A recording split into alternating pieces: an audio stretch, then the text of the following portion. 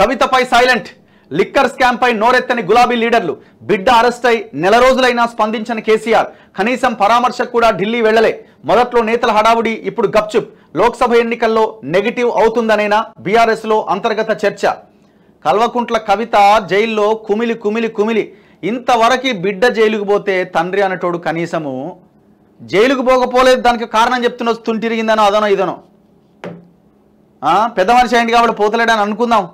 అరే నీ అమ్మ ఒక స్టేట్మెంట్ ఇవ్వడానికి కూడా నీకు మనసు వస్తలేదంటే బిడ్డ సారాధందా దాన్ని నేనెందుకు రుద్దుకోవాలని ఒక తండ్రి భావిస్తున్నాడు. ఇప్పుడు ఒక తండ్రి ఒక బిడ్డకి ఏమైనా జరిగితే తప్పు చేసినా కూడా అరే అని అంటారు కదా. కనీసం ఆ మైండ్ సెట్ కూడా లేకుండా పోయింది. మరి లీడర్లు ఎందుకు తండ్రే మాట్లాడనప్పుడు లీడర్లు ఎందుకు మాట్లాడతారు? ఆ పైన లీడర్లే మాట్లాడనప్పుడు కార్యకర్తలు ఎందుకు మాట్లాడతారు? అందుకే కవిత మీద టోటల్ బీఆర్ఎస్ పార్టీ గప్చుప్. ఈ సారా దందా మీద కేటీఆర్ ఎందుకు ఒక ప్రెస్ మీట్ పెట్టాడు? కల్వకుంట్ల కవిత అరెస్టు అంశం బీఆర్ఎస్ పార్టీలో క్రమంగా సైలెంట్ మోడ్లోకి వెళ్లిపోయింది.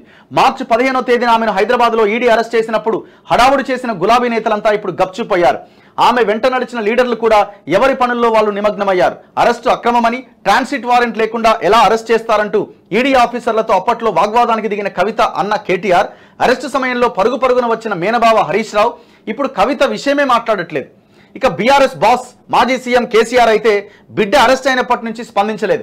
ఒక్కసారి కూడా ఢిల్లీకి వెళ్ళి ఆమెను పరామర్శించలేదు.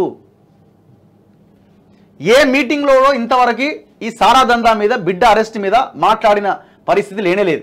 అరెస్టు అక్రమమని చెప్పినోళ్ళ ఫోకస్ అంతా కొన్ని రోజులుగా కేవలం పార్లమెంట్ ఎన్నికల మీద పడ్డది. రాజకీయ వేదికలపై కూడా మాట మాత్రానికి కూడా కవిత అంశాన్ని ఎవరూ ప్రస్తావించట్లేదు.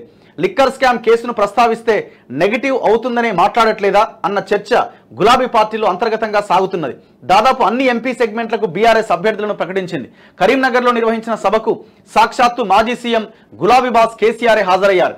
కొంతమంది ఎవరో లీడర్లు చెప్పిరట కేసీఆర్ పక్కన ఉన్నోళ్ళు, సార్ దీని మీద మాట్లాడాలంటే నువ్వు ఊకో, ఎవరిని మాట్లాడనియద్దు, నేను మాట్లాడను, అనవసరంగా అది మాట్లాడితే ఇంకా మన మీద నెగిటివ్ ప్రచారం అయితే తప్ప ఇంకొకటి లేదు.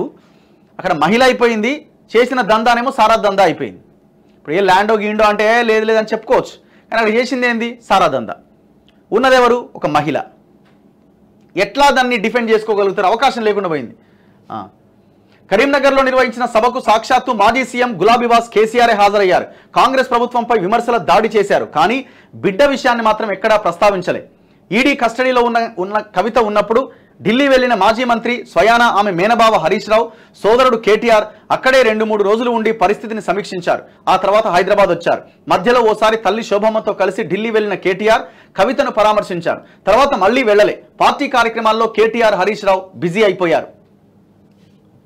ఢిల్లీ వెళ్లని కేసీఆర్ ఎమ్మెల్సీ కవితను అరెస్ట్ చేసి దాదాపు నెల రోజులు అవుతున్నది. తన కూతురు కవితను పరామర్శించేందుకు మాజీ సీఎం కేసీఆర్ ఢిల్లీ వెళ్లలేదు.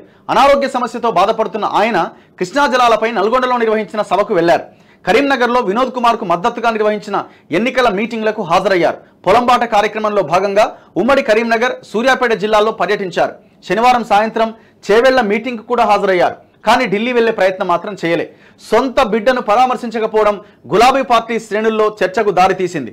బిడ్డ అంశాన్ని మీడియా వద్ద గానీ అటు బహిరంగ సభల్లో గానీ కేసీఆర్ ప్రస్తావించడం లేదు. కాంగ్రెస్ ప్రభుత్వంపై విమర్శల దాడికే ఆయన ప్రయారిటీ ఇస్తున్నారు. కారణం ఏంటి అంటే ఎన్నికల్లో నెగిటివ్ అవుతుంది. సో కాబట్టి ఆయన మాట్లాడడానికి ఇష్టం చూపించట్లేదు, మాట్లాడే అవకాశం కూడా ఉండదు. మరి ఎందుకు మాట్లాడతలేను? అన్నిటి మీద పెద్ద పెద్ద మాటలు మాట్లాడుతున్నావు కదా.